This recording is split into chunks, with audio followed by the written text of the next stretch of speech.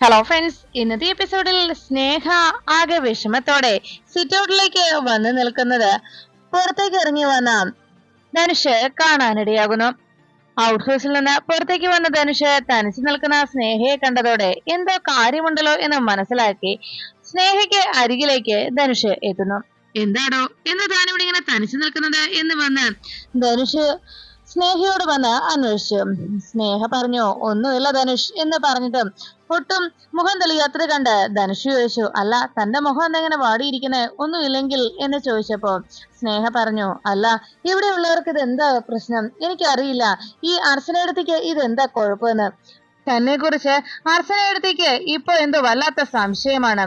ഈ വിവാഹം നടക്കാൻ പാടില്ല എന്ന ഒരു ദുരുദ്ദേശത്തിലാണ് അർച്ചനയിടത്തി ഇപ്പൊ താ കണ്ടില്ലേ, ധനുഷിന്റെ വീട്ടുകാരെ കുറിച്ച് അന്വേഷിക്കാനായി ആരെ ഈ സമയത്തിനുള്ളിൽ ആരോടെ വിളിച്ചു പറഞ്ഞിരിക്കുകയാണ്.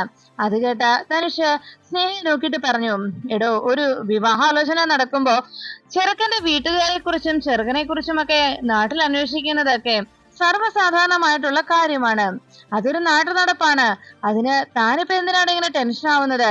എനിക്കത് കേട്ടപ്പോ സന്തോഷമേ ഉള്ളൂ എന്ന് ധനുഷ് സ്നേഹയോട് പറയുമ്പോ സ്നേഹ പറഞ്ഞു, ധനുഷ് കരുതുന്ന പോലെയല്ല അർച്ചനയിടത്തിയുടെ തീരുമാനങ്ങൾ. അർച്ചനയിടത്തി നമ്മുടെ വിവാഹം നടക്കാതിരിക്കുന്നതിന് വേണ്ടിയാണ് ഇങ്ങനെയൊക്കെ ചെയ്യുന്നത്. എന്നാൽ ധനുഷ് കരുതുന്നത് പോലെ നമ്മുടെ വിവാഹം നടത്താനുള്ള നീക്കമൊന്നും അല്ല അർച്ചനയിടത്തിയുടെ ഭാഗത്ത് നിന്ന് ഉണ്ടാകുന്നത് എന്ന് പറഞ്ഞപ്പോ ധനുഷ് ചിരിച്ചുകൊണ്ട് സ്നേഹയെ നോക്കി പറഞ്ഞു, എടോ, താൻ വിഷമിക്കണ്ടോ, എന്നെ കുറിച്ച് അന്വേഷിക്കട്ടെ. അതിനുശേഷം അവർക്ക് അവരുടെ തീരുമാനങ്ങളിൽ മാറ്റം വരുത്തേണ്ടി വരും. എന്താ, ഇനി ആരൊക്കെ എന്തൊക്കെ എതിർപ്പ് കാട്ടിയാലും ആരൊക്കെ ഈ വിവാഹത്തോട് എതിർപ്പ് പറഞ്ഞാലും ഞാൻ എന്തായാലും തന്നെ വിവാഹം കഴിക്കുക തന്നെ ചെയ്യും. സ്നേഹയുടെ കഴുത്തിൽ ഈ ധനുഷ് താലി കെട്ടുക തന്നെ ചെയ്യും. എന്താ, തനിക്ക് വിശ്വാസമല്ലേ എന്ന് ചോദിക്കുമ്പോ സ്നേഹ ധനുഷിനെ നോക്കി പുഞ്ചിരിച്ചു. സ്നേഹയ്ക്ക് അരികിലേക്ക് ധനുഷ് ചെന്നതും സ്നേഹ ധനുഷിന്റെ നെഞ്ചിലേക്ക് ചേരുന്നു. സ്നേഹയെ ചേർത്ത് പിടിച്ച് ധനുഷ് അങ്ങനെ നിന്നതും സ്നേഹയോട് ധനുഷ് ചോദിച്ചു, ഇപ്പോ തന്റെ പേടിയൊക്കെ മാറിയില്ലേ? അത് കേട്ട ആ നിമിഷം സ്നേഹ മാറി എന്ന് പറഞ്ഞുകൊണ്ട് ധനുഷിന്റെ നെഞ്ചിലേക്ക് അങ്ങ് ചേർന്ന് നിൽക്കുമ്പോഴാണ് അതിലെ മീരെടുത്തി എത്തിയത്. മീരെടുത്തി വരുമ്പോ പുറത്താരോ നിൽക്കുന്നതായി കണ്ടതോടെ മീരെടുത്തി ഒന്ന് ശ്രദ്ധിച്ചു. അപ്പോഴാണ് സ്നേഹയും ധനുഷും കൂടി അവർ അവിടെ ഇങ്ങനെ കെട്ടിപ്പിടിച്ച് നിൽക്കുന്ന കാഴ്ചയാണ് ആ കാണുന്നത് എന്ന് മീരെടുത്തിക്ക് മനസ്സിലായത്. മീരെടുത്തി വേഗം തന്നെ തന്റെ കണ്ണുകൾ കൈകൊണ്ട് പൊത്തിപ്പിടിച്ചു. അതിനുശേഷം വേഗം കിച്ചണിലേക്ക് മീരെടുത്തി എത്തുന്നു. കിച്ചണിൽ പ്ലേറ്റുകൾ കഴുകിക്കൊണ്ട് നിൽക്കുന്ന അർച്ചനയ്ക്ക് അരികിലേക്ക് എത്തി. മീരെടുത്തി പറഞ്ഞു, ഓഹോ, ഈ വീട്ടിലുള്ളവർക്കൊക്കെ ഇതെന്താ ഈ കാണിച്ചു കൂട്ടുന്നത്? അല്ല, വിവാഹം ഒന്ന് ഉറപ്പിച്ചു എന്ന് വെച്ച് ഇങ്ങനെയൊക്കെ കാണിച്ചാൽ വിവാഹം കഴിഞ്ഞാൽ പിന്നെ ഈ വീട്ടിലുള്ളവർക്ക് ഇതിലെ നടക്കാൻ പറ്റുമോ? യാതൊരു നാണക്കേടും ഇല്ലാതെയാണല്ലോ ഓരോന്നെല്ലാം കാണിക്കുന്നത് എന്ന് മീരെടുത്തി പറഞ്ഞത്. അർച്ചന ചോദിച്ചു, എന്താ എടുത്തിക്ക് പറ്റിയത്? ഓ, ഒന്നും പറയണ്ട. അതെ, ഞാനിപ്പോ ഒരു കാഴ്ച കണ്ടിട്ടാ വന്നത്. ദാ മുകളിൽ നിൽപ്പുണ്ട് സ്നേഹയും ധനുഷും കൂടി, രണ്ടുപേരും കൂടി കെട്ടിപ്പിടിച്ച് നിൽക്കുകയാണ്. അത് കേട്ട ഉടനെ, എന്നാലും ഇങ്ങനെയൊക്കെ ഉണ്ടോ? ഈ വിവാഹം നിശ്ചയിച്ചു എന്ന് പറഞ്ഞ് ഇങ്ങനെയൊക്കെ പാടുണ്ടോ എന്ന മീരെടുത്ത് ചോദിക്കുമ്പോ അർച്ചന പറഞ്ഞു, ഏട്ടത്തി, അറിയാവല്ലോ, നമ്മളെ കാണിക്കാനായി നമ്മളോട് എന്തോ വാശി തീർക്കും പോലെയാണ് ഇപ്പൊ സ്നേഹ ഓരോന്നെല്ലാം ചെയ്തു കൂട്ടുന്നത്. അതൊക്കെ അവൾക്ക് തന്നെ വലിയൊരു തെറ്റായി മാറുന്നു. അവളുടെ തന്നെ ജീവിതം തകർക്കുന്ന കാര്യങ്ങളാണ് എന്ന് അവൾ മനസ്സിലാക്കുന്നില്ലല്ലോ ഏട്ടത്തി. എന്തായാലും സ്നേഹയെ നമ്മൾ ഇങ്ങനെയൊന്നും അല്ലല്ലോ കരുതിയത്. നമ്മൾ അതുപോലെ സ്നേഹിച്ചതല്ലേ ആ കുട്ടിയെ എന്ന് മീരെടുത്തി അർച്ചനയോട് ചോദിച്ചതും അർച്ചന പറഞ്ഞു, ഏട്ടത്തിക്കറിയാവല്ലോ അനഘയുടെ കാര്യം തന്നെ. ഏതൊക്കെ രീതിയിൽ എങ്ങനെയൊക്കെയാണ് അവൾ നമ്മളെ ദ്രോഹിച്ചിരുന്നത്. എന്നാൽ അവസാനം ഒരു തിരിച്ചടി കിട്ടിയപ്പോൾ അവളതെല്ലാം മറന്ന് എല്ലാം തിരുത്താൻ തയ്യാറായില്ലേ? അതുപോലെ തന്നെ സ്നേഹയ്ക്കും ഒരിക്കൽ ഇതൊക്കെ തെറ്റായിരുന്നുവെന്ന് ഒരു തിരിച്ചറിവുണ്ടാകും. അത് തീർച്ചയാണ് ഏട്ടത്തി. പക്ഷെ ഞാൻ പ്രാർത്ഥിക്കുന്നത് അങ്ങനെ ഒരു തിരിച്ചറിവ് അവൾക്ക് എത്രയും വേഗം ഉണ്ടാകണേ എന്നാണ്. കാരണം അങ്ങനെ ഒരു തിരിച്ചറിവ് ഉണ്ടായില്ല എന്നുണ്ടെങ്കിൽ അവളുടെ ജീവിതം തന്നെയാണല്ലോ തകർന്നു പോകുന്നത്.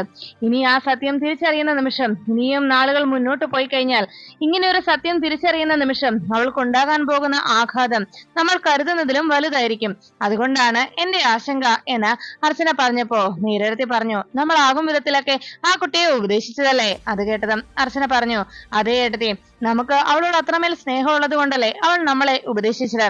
അവളെ നമ്മൾ ഉപദേശിച്ചത്. എന്നിട്ടും അവൾ അത് തിരിച്ചറിയാൻ തയ്യാറായില്ലല്ലോ. ഇപ്പോ അവൾക്ക് നമ്മളോടുള്ള ദേഷ്യവും അത്രത്തോളമാണ്.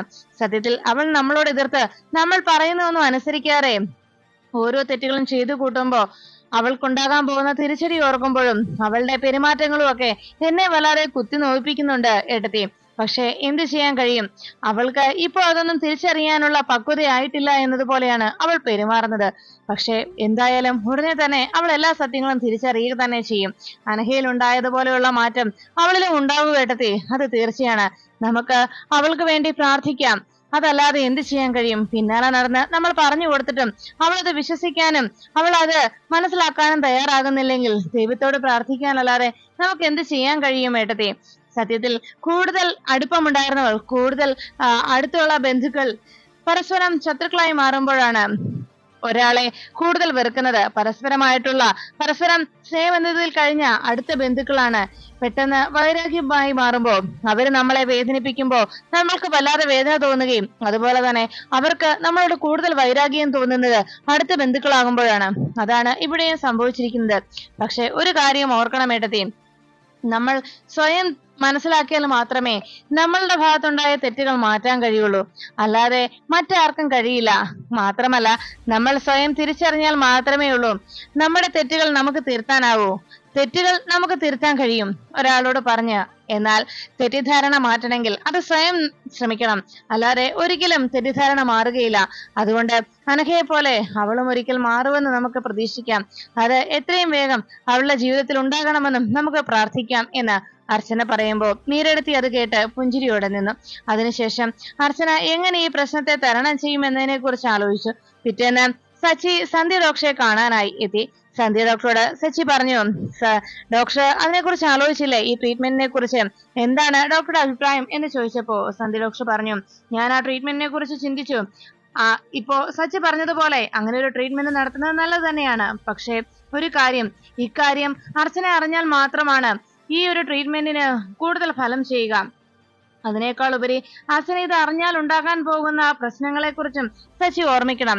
അർച്ചന ഇങ്ങനെ ഒരു കാര്യത്തെക്കുറിച്ച് അറിഞ്ഞു കഴിഞ്ഞാൽ അതെങ്ങനെയാണ് അർച്ചനയിൽ ആഘാതം ഉണ്ടാക്കുന്നത്, എങ്ങനെയാണ് അർച്ചന പ്രതികരിക്കുക എന്നതിനെ കുറിച്ച് ഞാൻ പ്രത്യേകിച്ച് സച്ചിയെ പറഞ്ഞു തരേണ്ടതില്ലല്ലോ എന്ന് ചോദിച്ചപ്പോ സച്ചി പറഞ്ഞു, നന്നായിട്ട് എനിക്കറിയാം ഡോക്ടർ. അതുകൊണ്ട് തന്നെയാണ് ഞാൻ ഇങ്ങനെ ഒരു ട്രീറ്റ്മെന്റിനെ കുറിച്ച് ആലോചിച്ചത് തന്നെ.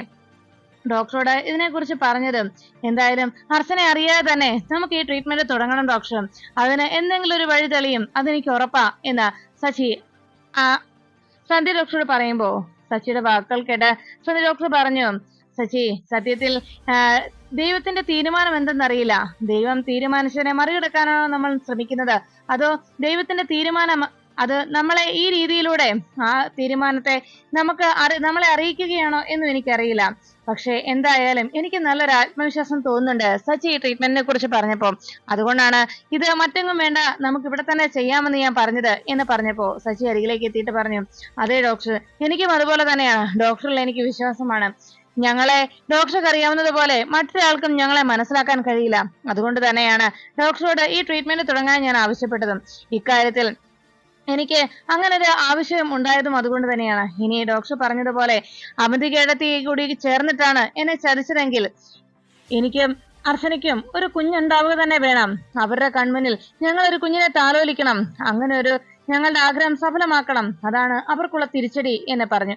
അത് കേട്ടതും സന്ധ്യ ഡോക്ടർ പറഞ്ഞു, എന്തായാലും ഇപ്പോ ഇങ്ങനെ ഒരു ട്രീറ്റ്മെന്റ് തുടങ്ങുന്നുണ്ടെങ്കിൽ അതിന് അർച്ചനയുടെ അച്ഛനമ്മമാരുടെ കൂടി സഹായം നമുക്ക് ആവശ്യമാണ്. എനിക്കറിയാം, ഞാൻ അവരോട് സംസാരിച്ചിരുന്നു. അവർ എന്റെ അടുത്ത് പൊട്ടിക്കരയുകയാണ് ചെയ്തത്. സത്യത്തിൽ സച്ചി അവരോട് ആ രീതിയിൽ പെരുമാറിയത് അവരെ വല്ലാതെ തളർത്തി കളഞ്ഞിരുന്നു.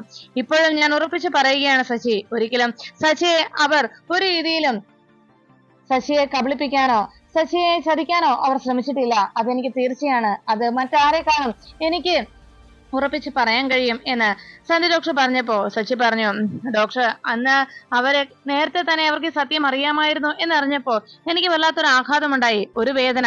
ആ വേദനയിലാണ് ഞാൻ അങ്ങനെയെല്ലാം ചെന്ന് പറഞ്ഞത്. അല്ലാതെ ഇപ്പൊ എനിക്ക് അങ്ങനെ ഒന്നും തന്നെ ഇല്ല.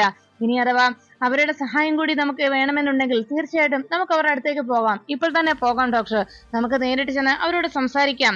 എന്തായാലും എന്റെ അർച്ചനയ്ക്ക് വേണ്ടി ഞാൻ അത് എന്തിനും തയ്യാറാണ് എന്ന് സന്ധ്യ ഡോക്ടറോട് പറയുമ്പോ, എന്നാ ശരി, നമുക്ക് ഇപ്പോൾ തന്നെ അവിടേക്ക് പോകാമെന്ന് പറഞ്ഞ് സന്ധ്യ ഡോക്ടർ വേഗം വണ്ടിയിൽ കയറി. അപ്പോഴാണ് അർച്ചനയെയും കൂട്ടിക്കൊണ്ട് അനൂപ് ധനുഷിന്റെ വീട് അന്വേഷിച്ച് എത്തിയത്. അവിടെ ബൈക്ക് നിർത്തി അനൂപും അർച്ചനയും കൂടി അകത്തേക്ക് കയറാൻ ഒരുങ്ങുമ്പോ അനൂപ് അച്ഛനോട് പറഞ്ഞു, അതെ, നമ്മൾ ഈ വഴി പോയപ്പോ വെറുതെ ഇവിടെ കയറി എന്ന് മാത്രമേ അവരെ പറഞ്ഞു മനസ്സിലാക്കാവൂ. സത്യത്തിൽ ആദ്യം നമ്മൾ ആരാണെന്നും എന്തിനാ വന്നത് എന്നൊന്നും തന്നെ അവരോട് കൂടുതൽ പറയിക്കൊന്നും വേണ്ട. പിന്നീട് സാവധാനത്തിൽ നമുക്ക് കാര്യങ്ങൾ സംസാരിക്കാം എന്ന് അനൂപ് അർച്ചനയോട് പറയുന്നു. അത് ശരി വെച്ചുകൊണ്ട് അനൂപും അർച്ചനയും അവിടേക്ക് വന്ന് കോളിംഗ് ബെൽ അടിച്ച് കാത്തു നിന്നപ്പോ വാതിൽ തുറന്ന് പുറത്തേക്ക് ഒരു സ്ത്രീ എത്തി. അകത്തേക്ക് കയറി വാ എന്ന് പറഞ്ഞ് വളരെ സ്നേഹത്തോടെ അർച്ചനയും അനൂപിനെയും അവ സ്വീകരിച്ചു. ഉടനെ അനൂപും അർച്ചനയും ഞങ്ങൾ എന്ന് പറഞ്ഞ് പറയാൻ തുടങ്ങിയതും മനസ്സിലായി. അനൂപല്ലേ ഇത്, അർച്ചനയല്ലേ എന്ന് ചോദിച്ചു. അത് കേട്ടതും അനൂപും അർച്ചനയും ആകെ അതിശയത്തോടെ പരസ്പരം നോക്കി. അതെ, നിങ്ങൾ രണ്ടുപേരും വരുമെന്ന് ധനുഷ് വിളിച്ചു പറഞ്ഞിട്ടുണ്ടായിരുന്നു. എന്തായാലും അകത്തേക്ക് കയറി വാ. നിങ്ങൾ രണ്ടുപേരും ഞങ്ങളുടെ വീട്ടിലേക്ക് വന്നതിൽ വളരെയേറെ സന്തോഷമുണ്ട് എന്ന് പറഞ്ഞ് ഇരുവരെയും അകത്തേക്ക് ക്ഷണിക്കുന്നു. അർച്ചനയും അനൂപും ഒരു അക്കിരി പറ്റിയതുപോലെ അകത്തേക്ക് കയറി ചെന്നു. അപ്പോഴേക്കും ധനുഷിന്റെ അച്ഛനും സിറ്റൗട്ടിലേക്ക് എത്തി. അല്ല, ഇതാരാ ഇത് എന്ന് ചോദിച്ചപ്പോ ഇതാ അനൂപും അർച്ചനയല്ലേ, വരൂ ഇവിടെ വന്നിരിക്കുക എന്ന് പറഞ്ഞ് വളരെ സന്തോഷപൂർവ്വം മുൻ പരിചയമുള്ളതുപോലെ ഇരുവരെയും സ്വീകരിച്ച് അവിടെ ഇരുത്തി. അപ്പോഴാണ് ഹാളിലേക്ക് ചായയുമായി ധനുഷിന്റെ അമ്മ എത്തിയത്. ഇരുവർക്കും ചായ കൊടുത്ത ശേഷം ധനുഷിന്റെ അമ്മയും അച്ഛനും അവർ ഇരുവരോടും സംസാരിച്ചു. അല്ല, ഞങ്ങളെ എങ്ങനെ മനസ്സിലായെന്ന് ചോദിച്ചപ്പോ ഉടനെ അത് മാഷിനും കമലിക്കും ഒക്കെ സുഖമാണല്ലോ അല്ലേ എന്ന് ധനുഷിന്റെ അമ്മ അന്വേഷിച്ചു. അത് കേട്ടപ്പോഴേക്കും അതിശയത്തോടെ അർച്ചനെ അനൂപ് നോക്കുമ്പോ ഉടനെ ധനുഷിന്റെ അമ്മ പറഞ്ഞു, അതെ, ഞങ്ങൾക്ക് എല്ലാവരെയും അറിയാം കേട്ടോ, നിങ്ങൾ അതിശയിക്കൊന്നും വേണ്ട, അവരെയൊക്കെ ഞങ്ങൾക്കറിയാം. ധനുഷ് പറഞ്ഞ് ഞങ്ങൾക്ക് എല്ലാവരെയും അറിയാം. നെല്ലിശ്ശേരിയിലുള്ളവരെയും വൃന്ദാവനത്തിലുള്ളവരെയും നേരിട്ട് കണ്ടിട്ടില്ലെന്നേ ഉള്ളൂ, പക്ഷെ എല്ലാവരെയും ഞങ്ങൾക്ക് നന്നായിട്ട് അറിയാം എന്ന് പറഞ്ഞു. അല്ല, നിങ്ങൾ ചായ കുടിക്കുക എന്ന് പറഞ്ഞതും അനൂപും അർച്ചനയും ചായ കുടിച്ചുകൊണ്ടിരിക്കുമ്പോ ധനുഷിന്റെ അമ്മ പറഞ്ഞു, അതെ, എന്റെ മോനായതുകൊണ്ട് പറയുകയല്ല കേട്ടോ, നല്ല തങ്കപ്പെട്ട സ്വഭാവമാണ് അവൻ നേരത്തെ തന്നെ ഞങ്ങളെ വിളിച്ച് കാര്യങ്ങൾ പറഞ്ഞിരുന്നു. എന്തായാലും ഇങ്ങനൊരു വിവാഹാലോചന നടക്കുമ്പോ ചെറുക്കനെ കുറിച്ച് പെൺവീട്ടുകാർ കൂടുതൽ അന്വേഷിക്കുന്നത് സ്വാഭാവികമാണ്. അതെന്തായാലും നല്ലത് തന്നെയാണ്. എനിക്ക് ഇപ്പോ ഇക്കാര്യത്തിൽ സന്തോഷമേ ഉള്ളൂ. ഇങ്ങനെ ഒരു ആലോചനയെ കുറിച്ച് പറഞ്ഞപ്പോ എന്തായാലും സ്നേഹമോളുടെ ഫോട്ടോ കണ്ടിട്ടുണ്ട്, നല്ല സുന്ദരി കുട്ടിയാ എന്ന് പറഞ്ഞപ്പോ സത്യത്തിൽ ഇങ്ങനെ ഒരു ആലോചന വന്നപ്പോ ഞങ്ങൾക്കത് വിശ്വസിക്കാൻ കഴിഞ്ഞില്ല, ഞങ്ങൾ ഞെട്ടുകയാണ് ചെയ്തത് എന്ന് ധനുഷിന്റെ അച്ഛൻ പറഞ്ഞു. അത് കേട്ടതും അച്ഛനെ ചോദിച്ചു, അല്ല, നിങ്ങൾക്ക് ഇങ്ങനെ ഒരു ആലോചന വന്നപ്പോ ഈ വിവാഹത്തിന് പൂർണ്ണ സമ്മതമാണല്ലോ അല്ലേ എന്ന് അർച്ചന ചോദിച്ചപ്പോ ധനുഷിന്റെ അച്ഛൻ പറഞ്ഞു, അതെ, അതെന്ത് ചോദ്യാ, ഞങ്ങൾക്ക് യാതൊരു വിസമ്മതവുമില്ല, പൂർണ്ണ സമ്മതവുമാണ് എന്നറിയിച്ചു. അത് കേട്ടതും പുഞ്ചിരിയോടെ അച്ഛനെന്ന് ചായ കുടിക്കുമ്പോൾ അനൂപ് പറഞ്ഞു, അതെ, ഞങ്ങൾ വെറുതെ ഇവിടെ വരെ ഒന്ന് ഇറങ്ങിയതേ ഉള്ളൂ, ഈ വഴി പോയപ്പോ വെറുതെ ഒന്ന് കേറിയതാണ് കേട്ടോ എന്ന് പറഞ്ഞു. അപ്പോഴേക്കും സമയം കിട്ടുമ്പോഴൊക്കെ ഇടയ്ക്കിടയ്ക്ക് ഇറങ്ങണം കേട്ടോ എന്ന് ധനുഷിന്റെ അച്ഛനമ്മമാരും പറഞ്ഞു. അതെല്ലാം കേട്ട് ചിരിച്ചുകൊണ്ട് ശരി എന്നാ ഞങ്ങൾ ഇറങ്ങട്ടെ എന്ന് പറഞ്ഞ് അർച്ചനയും അനൂപും കൂടി അവിടുന്ന് യാത്ര പറഞ്ഞിറങ്ങി. ഇരുവരും പുറത്തേക്ക് ഇറങ്ങിയ സമയത്ത് അർച്ചനയോട് അനൂപ് പറഞ്ഞു, അല്ല, നമ്മൾ വരും എന്നുള്ള വിവരം ഇവരോട് ആര് പറഞ്ഞു, ഇവരെങ്ങനെ അറിഞ്ഞു എന്ന് ചോദിച്ചപ്പോ അർച്ചന പറഞ്ഞു, ഒരു പക്ഷേ ധനുഷ് വിളിച്ചു പറഞ്ഞതായിരിക്കും. ഒന്നെങ്കിൽ ധനുഷ് നമ്മൾ കരുതുന്നതിനേക്കാളും വലിയൊരു ഫ്രോഡാണ്, അതല്ല എന്നുണ്ടെങ്കിൽ ഇവര് പറഞ്ഞതുപോലെ ഒരു നല്ലവൻ. അത് കേട്ടതും അനൂപ് അങ്ങനെ അങ്ങ് വിശ്വസിക്കാൻ പറ്റാത്ത പോലെ, എന്നിട്ടും എന്തൊക്കെയോ സംശയങ്ങൾ ബാക്കിയുള്ളത് പോലെ അനൂപ് അർച്ചനയോട് എന്തായാലും നീ കേറ് എന്ന് പറഞ്ഞ് രണ്ടുപേരും അവിടെ നിന്ന് പുറപ്പെട്ടു. അപ്പോഴാണ് നെല്ലിശ്ശേരിയിൽ മടങ്ങിയെത്തിയ അർച്ചനയെ കാത്ത് അവിടെ ധനുഷ് വന്നത്. അർച്ചന അകത്തേക്ക് കയറി വരുമ്പോ ധനുഷ് കിച്ചണിൽ നിന്ന് പറഞ്ഞു, അതെ ഏട്ടത്തി, അതെ അർച്ചന മേഡം എന്ന് വിളിച്ചു.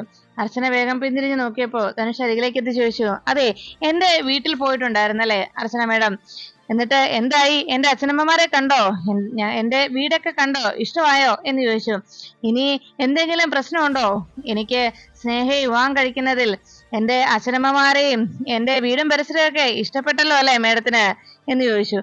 അത് കേട്ടപ്പോഴേക്കും അർച്ചന ധനുഷെ നോക്കിയിട്ട് പറഞ്ഞു, ഒന്നും മിണ്ടാതെ അങ്ങനെ അർച്ചന നിൽക്കുമ്പോ ധനുഷ് പറഞ്ഞു, അതെ, ഈ അർച്ചന മേഡത്തിൽ നിന്നുള്ള ഈ വെളിയിൽ നിന്ന് ഏട്ടത്തിൽ നിന്ന വെളിയിലേക്ക് കുറച്ച് ദിവസങ്ങൾ കൂടി മാത്രമേ ഉള്ളൂ എന്ന് പറഞ്ഞപ്പോ അർച്ചന പറഞ്ഞു, അതെ, ആ കുറച്ച് ദിവസങ്ങൾ മതി ഈ വിവാഹം നടത്തണോ വേണ്ടയോ എന്ന് എനിക്ക് തീരുമാനിക്കാനും എന്ന് പറഞ്ഞു.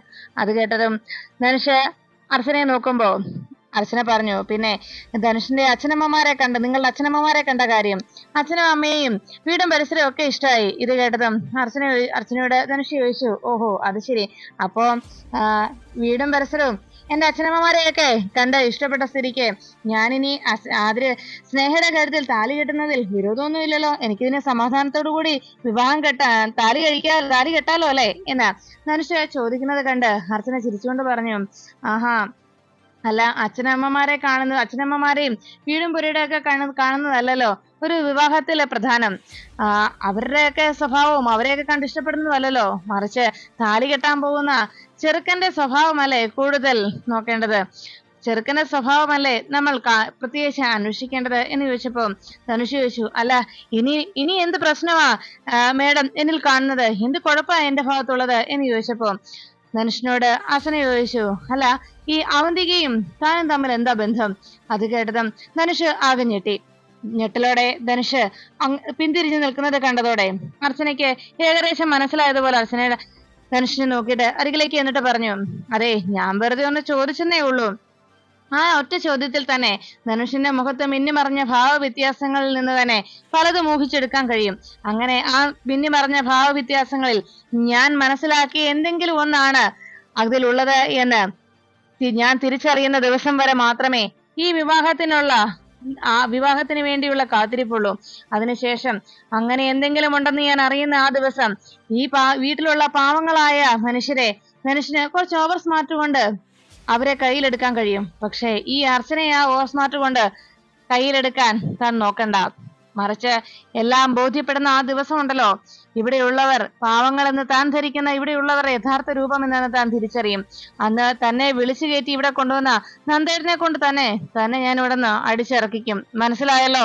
അതുകൊണ്ട് ഈ അർച്ചനയെ അങ്ങനെ അങ്ങ് നിസ്സാരക്കാരിയാണെന്ന് കരുതി അങ്ങനെ നിൽക്കണ്ട. ഈ അർച്ചന പറഞ്ഞ വാക്കുകൾ വെറുതെയാണെന്നും കരുതണ്ട, കാരണം അത് തനിക്കറിയില്ലെങ്കിലും സ്നേഹിക്ക് നന്നായിട്ട് അറിയാം എന്ന് പറഞ്ഞ് അർച്ചന അങ്ങനെ നിൽക്കുമ്പോൾ അർച്ചന ധനുഷിനോട് സംസാരിക്കുന്നത് കണ്ട് സ്നേഹ മുകളിൽ നിന്ന് ഇറങ്ങി വന്നു. സ്റ്റെയറിറങ്ങി വന്ന സ്നേഹ വേഗം ധനുഷിനരികിൽ ചോദിച്ചു, അല്ല ധനുഷേ, നീ എങ്ങോട്ടാ എന്ന് ചോദിച്ചു. ഞാൻ വെറുതെ പുറത്തേക്കൊന്ന് പോകാൻ ഇറങ്ങിയതാ എന്ന് ധനുഷ് പറയുമ്പോ സ്നേഹ പറഞ്ഞു, ആണോ, എന്നാ ഞാനും പുറത്തേക്ക് ഇറങ്ങിയതാ, എന്നാ നീ വാ, നമുക്ക് ഒന്നിച്ചു പോകാം, എനിക്ക് ചില കാര്യങ്ങളൊക്കെ പറയാനുമുണ്ട് എന്ന് പറഞ്ഞ് അർച്ചന മുന്നിൽ നിന്ന് വളരെ സ്വാതന്ത്ര്യത്തോടെ ധനുഷിനെ പിടിച്ചു വലിച്ചുകൊണ്ട് സ്നേഹ അവിടെ നിന്ന് ഇറങ്ങിപ്പോകുന്ന കാഴ്ച കണ്ട് അർച്ചനയെ ഒന്ന് കുത്തി നോവിക്കാൻ കിട്ടിയൊരു അവസരം എന്ന സന്തോഷത്തിൽ അങ്ങനെ സ്നേഹ ചെയ്യുമ്പോ അർച്ചന ആകെ വേദനയോടെ അവളുടെ ജീവിതം ഈ രീതിയിൽ തകരാൻ പോകുന്നുവല്ലോ എന്ന സങ്കടം അർച്ചനയുടെ മനസ്സിലുണ്ടാകുന്നു. അപ്പോഴാണ് സച്ചിയും സന്ധ്യ ഡോക്ടറും കൂടി വൃന്ദാവനത്തിൽ എത്തിച്ചേർന്നത്. അവിടെ ദയാനന്ദ മാഷിന്റെയും കമലടുത്തിയുടെയും അരികിലെത്തി വിവരങ്ങൾ ഇരുവരും കമലടുത്തിയോടും ദയാനന്ദ മാഷിനോടും പറയുന്നു. ഞങ്ങൾ വന്നത് ഒരു പ്രധാനപ്പെട്ട കാര്യം പറയാനാണ്. രണ്ടുപേരും ടെൻഷൻ ആവുകയൊന്നും വേണ്ട, അർച്ചനയെ സംബന്ധിക്കുന്ന കാര്യം പറയാൻ വന്നത് എന്ന് പറഞ്ഞപ്പോ ദയാനന്ദ മാഷ് ആശങ്കയോട് ചോദിച്ചു, അല്ല എന്താ പറയാനുള്ളത് എന്ന് ചോദിച്ചപ്പം ടെൻഷൻ ആവണ്ട എന്ന് പറഞ്ഞപ്പോ അച്ഛന് സന്ധ്യ ഡോക്ടർ പറഞ്ഞു, അതെ, നിങ്ങളുടെ ഗൗരവത്തോടുള്ള ഇടപെടൽ ആവശ്യമായിട്ടുള്ള കാര്യമാണ്, വേറൊന്നുമല്ല. സച്ചിയുടെയും അർച്ചനയുടെയും ട്രീറ്റ്മെന്റിനെ കുറിച്ച് അർച്ചനയുടെ കാഴ്ചപ്പാടിൽ സച്ചിക്കാണ് പ്രശ്നമുള്ളത്. അതുകൊണ്ട് അക്കാര്യം അർച്ചന എന്നോട് സംസാരിക്കുകയും ചെയ്തിട്ടുണ്ട്. സച്ചിയോട് അതിനെക്കുറിച്ച് സംസാരിക്കരുതെന്നുമാണ് അർച്ചന എന്നോട് പറഞ്ഞിട്ടുള്ളത്. അക്കാര്യം അർച്ചന അറിഞ്ഞാൽ ഉണ്ടാകാൻ പോകുന്ന യഥാർത്ഥ സത്യം, അർച്ചന അറിഞ്ഞാൽ ഉണ്ടാകാൻ പോകുന്ന ഭവിഷ്യത്ത് എന്താണെന്ന് ഞാൻ പറഞ്ഞു തരേണ്ടതില്ലല്ലോ എന്ന് ചോദിച്ചപ്പോ സച്ചി ഉടനെ ദയാനന്ദ മാഷിനോടും കമലടുത്തിയോടുമായി പറഞ്ഞു, അങ്ങനെ അറിഞ്ഞു കഴിഞ്ഞാൽ അർച്ചനയെ എനിക്ക് എന്റെ ജീവിതത്തിൽ നിന്ന് നഷ്ടമായേക്കാമെന്നല്ല, നഷ്ടമാവുക തന്നെ ചെയ്യും. അതുകൊണ്ട് തന്നെ അങ്ങനെ ഒരു സംഭവം ഉണ്ടാകാതിരിക്കാൻ വേണ്ടിയാണ് അർച്ചനയെ ഇതൊന്നും അറിയിക്കാതെ ഒരു ട്രീറ്റ്മെന്റ് തുടങ്ങാനായി ഞങ്ങൾ തീരുമാനിച്ചത്. അതിന് അച്ഛന്റെയും അമ്മയുടെയും സഹായം ഞങ്ങൾക്ക് വേണം എന്ന് സച്ചി പറയുമ്പോൾ കമലടുത്തിയെ വളരെ പ്രതീക്ഷയോടെ ദയാനന്ദ മാഷ് നോക്കി. അപ്പോഴേക്കും കമലടുത്തി പറഞ്ഞു, സച്ചിയും ഞങ്ങളുടെ മോൻ തന്നെയാണ്, ഞങ്ങളുടെ മോൾക്ക് വേണ്ടി ഇങ്ങനെ ഒരു ത്യാഗം ചെയ്യാൻ പോകുന്ന സച്ചിയോട് എത്ര നന്ദി പറഞ്ഞാലും മതിയാവില്ല എന്ന് പറഞ്ഞ് കൈകൾ കൂപ്പി കമലടുത്തി സന്തോഷപൂർവ്വം തന്റെ നന്ദി അറിയിക്കുന്നു. ആ വാക്കുകൾ കേട്ട് സച്ചിയുടെ കണ്ണുകൾ നിറയുന്നു.